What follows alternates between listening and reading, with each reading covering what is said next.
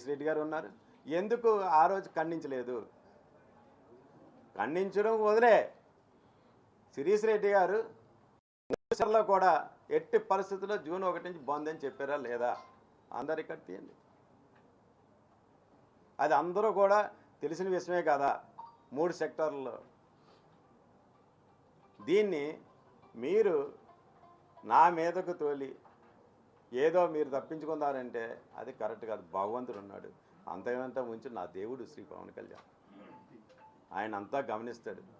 అంత అమాయకులు శిక్ష పెడితే ఒప్పుకోడు, దుర్మార్గులు చండాలం ఏదో అంటారు కదా, మొత్తం తోలు తొక్క తీసి అంతు చూసేస్తాడండి దుర్మార్గులు ఎవరైనా చేశారంటే. ఎందుకంటే నేను పార్టీ పెట్టినప్పటి నుంచి ఉన్నాను. పార్టీ పెట్టినప్పటి నుంచి నేను పవన్ కళ్యాణ్ గారి పార్టీ సిద్ధాంతాలు కానీ అది కానీ నేను ఎప్పుడూ అవాయిడ్ చేయలేదు. నాకు నిజంగా చాలా బాగా నా వ్యాపారాలు మానుకుని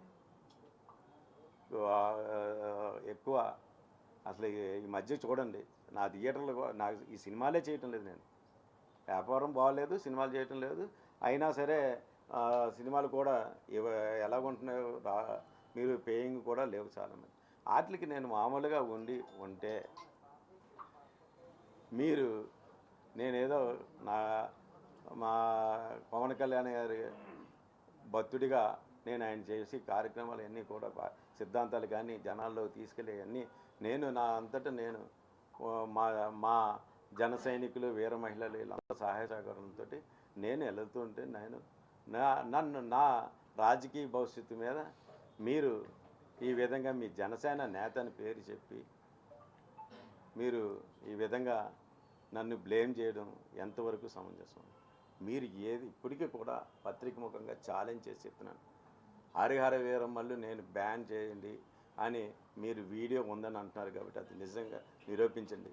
మీకు దమ్ము ధైర్యం ఉంటే, లేకపోతే నేను కోర్టుకి వెళ్తాను మిమ్మల్ని ఎట్టి పరిస్థితుల్లో. ఎందుకంటే నా భవిష్యత్తుతో ఆడుకున్నారు మీరు. ఎప్పుడో మే 13న వాళ్ళతోటి పెట్టిన దానికి అప్పుడు అనౌన్స్ లేదు. అది కూడా మేము బంద్ అని మాత్రం అనలేదు. వర్కౌట్ కాకపోతే మూసేస్తామని చెప్పాము, కానీ అసలు బంద్ అని మాత్రం కాలేదు. కాలితే చూడండి జిల్లాలో ఇప్పుడు ఎన్ని థియేటర్లు ఉన్నాయి, ఎన్ని థియేటర్లు క్లోజ్ చేసి ఉన్నాయి ఒకసారి చూడండి. మన అందరూ ఆఫీసర్లు కూడా వెళ్ళారు, అన్ని థియేటర్లు చేశారు, ఎన్ని థియేటర్లు మూస్తున్నాయో వాళ్ళు చూశారు. ఇది ఎగ్జిబిటర్ల పరిస్థితి. దానికోసం అన్నాం, కానీ మీరు అసలు పవన్ కళ్యాణ్ గారి సినిమాని ఆపే దమ్ము ధైర్యం ఎవరికి ఉంటుందండి? సోల్జర్స్ జన సైనికులు అంటే ఎవడు అడ్డొచ్చినా సరే ఒప్పుకోరు. అటువంటిది మీరు ఈ విధంగా చేయడం ఎంతవరకు కరెక్ట్? మీరు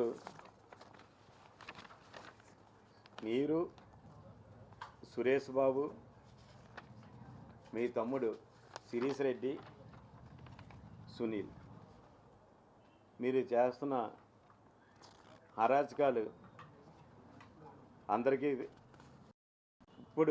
ఇప్పటివరకు ఎవరో చెప్పడానికి భయపడి ఉంటారు. నాకు మా నాయకుడు చెప్పింది ఒకటే, నిజం నిర్భయంగా చెప్పు, భయపడకు, ఉన్నది ఉన్నట్టు చెప్పండి. ఎవరు ఇదేనే ఈ సబ్జెక్ట్ అనే కాదు, ఏదైనా సరే మాకు నీతి నిజాయితీ నేర్పించింది మా నాయకుడు. ఈరోజు భారతదేశం మొత్తం నీతి నిజాయితీ నెంబర్ 1 ఎవరైనా ఉన్నారంటే శ్రీ పవన్ కళ్యాణ్ గారు. కావాలితే అన్ని సర్వేలు చూసుకోండి, ఆయన నెంబర్ 1 స్థానంలో ఉన్నారు. అటువంటి ఆయనకి నేను మచ్చ తెచ్చి పని చేస్తానా? నా ప్రాణం ఉన్నంత వరకు నేను పవన్ కళ్యాణ్ గారితో ఉంటాను. పవన్ కళ్యాణానికి ఎట్టి పరిస్థితుల్లో ఎవరు ఏ విధంగా చేసి నేను ఒప్పుకోను, క్షమించను కూడా. ఇది నేను అందరికీ ఎదుర్కొంట పత్రికా ముఖంగా అందరికీ కూడా తెలియజేయడం జరిగింది. అసలు ఇప్పుడైనా మీరు ఎంత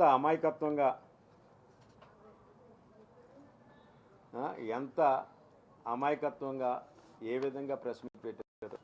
చాలామంది ట్విట్టర్లో కూడా చేస్తున్నారు, హాయ్ కమల్ హాసన్ అని పెట్టడం కూడా చాలా చూసాం మనం. గిల్ రాజు గారు దిల్ రాజు గారు ఒక మీ స్వార్థం కోసం మాలాంటి అమాయకుని బలి చేయడానికి ఎట్టి పరిస్థితుల్లో ప్రయత్నం చేయకండి. మేము నా సినిమా వ్యాపారంలోనే నాకు పవన్ కళ్యాణ్ గారి పరిచయం. సినిమా ప్రపంచం విస్తృతమైపోయింది, అందువల్ల సమిష్టి నిర్ణయాలు తీసుకోలేకపోతున్నామని దిల్రాజు గారు మాట్లాడుతున్నారు. ఎవరి నిర్ణయాలు సొంతంగా తీసుకుంటున్నారు. ఈ సినిమా ప్రపంచం విస్తృతంగా అయిపోయింది, సమిష్టి నిర్ణయాలు తీసుకోలేకపోతున్నారు. ఏంటి దానికి ఏం చెప్పాడండి ఆయన? సమిష్టి నిర్ణయాలు తీసుకోకపోతున్నారు. సమిష్టి నిర్ణయాలు ఎప్పుడు తీసుకుంటాడండి? నువ్వు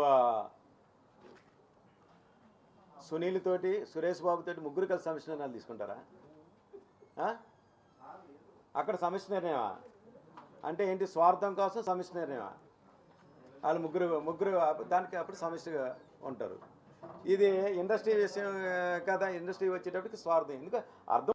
ఆయన సినిమా ఏంటి 2024 21 మే నాడు వాళ్ళ తమ్ముడు సునీలు పెట్టిన సంతకాలు జూలై నుంచి అమలు జరుగునని పెట్టింది. గేమ్ చేంజర్ సినిమా నెక్స్ట్ సంక్రాంతికి వస్తున్న సినిమాని రిలీజులు ఉన్నాయని దీన్ని తొంగలో తొక్కింది మాట వాస్తవా కాదా? అప్పుడు ఆలోచన ఎందుకు ఆచరణ పెట్టలేదు? ఇప్పుడు మా వంకన మా మీద నేరం వేస్తే సరిపోద్దని ఆంధ్రప్రదేశ్ ఎగ్జిక్యూటివ్ సెక్టర్ చైర్మన్ని ఫోన్లు చేసి ఒత్తిడి చేసి సురేష్ బాబు మీరును ఛాంబర్లో పెట్టండి, ఛాంబర్కి లెటర్ పెట్టండి అని ఆయన ఇదే విషయం నేను చెప్పింది కాదు. నేనైనా వాళ్ళు ప్రత్యేకంగా చెప్పడం కాదు. అందరు సెక్టార్లో కూడా 3 సెక్టార్లో కూడా సురేష్ బాబు దిల్ రాజు గారు ఫోన్ చేశారు అని చెప్పడం జరిగింది. దానికి మీ తమ్ముడు తొడగొట్టే ఆయన కదా బంద్ అని పెట్టింది. మేము బంద్ అన్న పదం ఎక్కడా లేదా? వర్కౌట్ కావటం లేదు. పర్సంటేజ్ విధానం వేస్తాం, లేకపోతే మూసివేస్తాం. మూసివేయడం అంటే ఎలాగా? ఇప్పుడు చూడండి, అన్ని థియేటర్లు కూడా మూసి ఉన్నాయి. ఈ సినిమాలు లేవు అన్న ఉద్దేశం. అందులోనూ ఈ విషయంలో నన్ను టార్గెట్ చేసే దుస్సాహనానికి నిజంగా మీరు చేశారు. మీరు ఎంత స్వార్థపరులో ఇండస్ట్రీలో ఎవరిని కదిపినా దిల్ రాజు గారు ఎవరిని కలిపినా చెప్తారు మీకోసం, మీ తమ్ముడి కోసం. వైజాగ్లో మీ మేనేజర్ శ్రీనివాస్ కోసం, థియేటర్లో అక్కడ ఎగ్జిబిటర్లో ఏ విధంగా ఇబ్బంది పెడుతున్నారో. నిన్నేదో ఎగ్జిబిటర్లు ఉన్నాయి, అదేదో నక్కవినంగా ఏమైనా చెప్పారు కదా. బాధలు ఉన్నాయి, బాధలు సాల్వ్ చేసి నువ్వు పెద్దవన్నీ అన్నావు కదా. ఇన్ని సంవత్సరాల నుంచి ఎందుకు చేయలేదు? ఎన్ని సంవత్సరాల నుంచి ఉన్నది? ఈరోజు పవన్ కళ్యాణ్ గారు అందులోనూ కూడా డిప్యూటీ సీఎం హోదాలో తోలు తీసేస్తానని ఆ టైప్లో వార్నింగ్ ఇవ్వడంతో మీరు భయపడిపోయి మీరు ఈ విధంగా అది ఎలా తోలాలని ఈ విధంగా మీ తమ్ముడిని రక్షించుకోవడం కోసం మీరు పెట్టిన పన్నాగం. ఆ నలుగురు దిల్ రాజు గారు తమ్ముడు శ్రీష్ రెడ్డి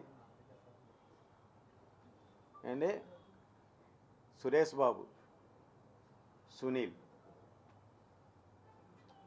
దిల్ రాజు గారు చేసిన ఆరోపణకి పార్టీ ఇంత సీరియస్గా మీ మీద యాక్షన్ తీసుకున్నప్పుడు, పార్టీని నమ్ముకుని పార్టీ వ్యవస్థాపక పార్టీ స్థాపించినప్పటి నుంచి ఇప్పటిదాకా ఉన్న మీ మాటను నమ్మి ఆ నలుగురి మీద మీ పార్టీ చర్య తీసుకుంటున్నారు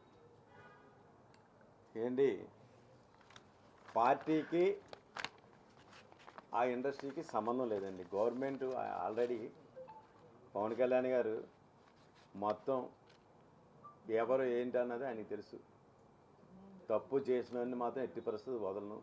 రిటర్న్ గిఫ్ట్ బాగా ఇచ్చారు, థ్యాంక్స్ అని కూడా చెప్పడం సీరియస్గా ఉన్నారు. ఆ సీరియస్నెస్ భయపడే కదా ఇలా టర్న్ అయ్యి నన్ను బలి చేయడానికి ప్లాన్ చేశారు. ఇది దారుణం, మీ అందరికీ తెలుసు. పత్రికాముఖంగా మరొక్కసారి ఈ వీడియో వీక్షించిన వాళ్ళకి మొత్తం ఏంటంటే దిల్రాజ్, సురేష్ బాబు, శిరీష్ రెడ్డి వాళ్ళు ఎటువంటి వాళ్ళు, సునీల్ మీ అందరికీ తెలుసు, ఇండస్ట్రీలో అందరికీ. దాన్ని మా మీద పెట్టడం ఎంతవరకు సబో ఇండస్ట్రీ పెద్దలు కూడా ఆలోచించాలి. ఆయన దుర్గేష్ గారు కానీ పవన్ కళ్యాణ్ గారు కానీ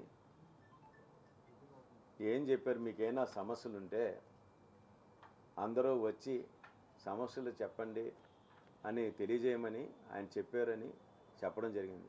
మీరు ఎప్పుడైనా సరే ఈ విషయం పవన్ కళ్యాణ్ గారు ఈ మాట అన్నారని ఛాంబర్లో అందరికీ మీటింగ్ పెట్టి అయినా చెప్పారా?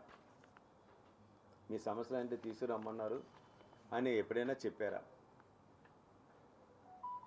అవి మాత్రం ఛాంబర్లో చెప్పడం లేదు. అంత సానుకూలంగా ఇండస్ట్రీకి సంబంధించిన వ్యక్తి, అందరి గురించి తెలిసిన వ్యక్తి పవన్ కళ్యాణ్ గారు, డిప్యూటీ సీఎం. మన కష్టాలు